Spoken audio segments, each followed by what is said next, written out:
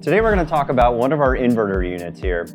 The unit that I have here in front of me is our 18 SEER heat pump. We also have a 20 SEER AC, but what we're going to go over today is how do we clear fault codes that you may have on the actual unit.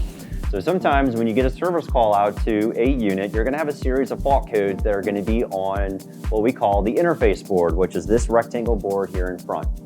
Your inverter is the big board that is behind your interface board. So on the interface board here, we do have a digital display that will read a series of fault codes, potentially, depending on what you have going on, to help you diagnose the unit.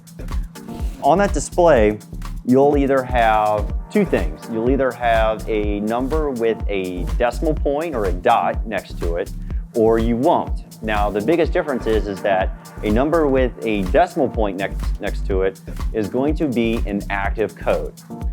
A number that does not have a decimal point, that is a stored code, and a stored code does not affect how the unit runs. The first thing that you want to do when you come up on one of our inverter units is you want to clear the fault codes on it. That's the first thing we tell you in tech.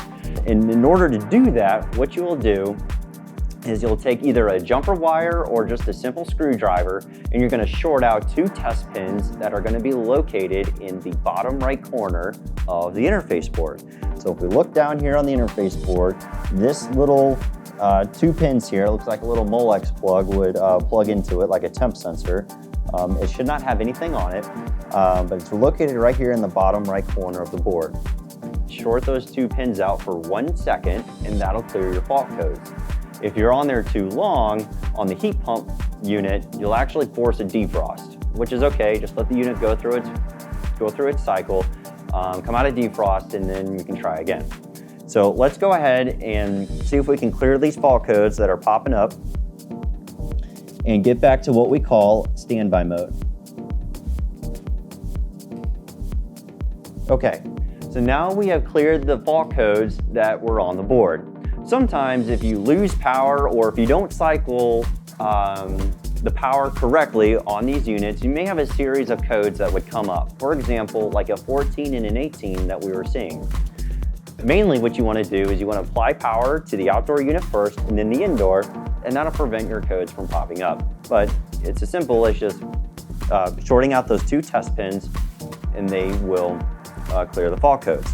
The image that you want to see on the display board is just going to be a dash. This is going to be your standby code, or basically it's just telling you that we're waiting for a call, whether that's heat pump mode or cooling mode.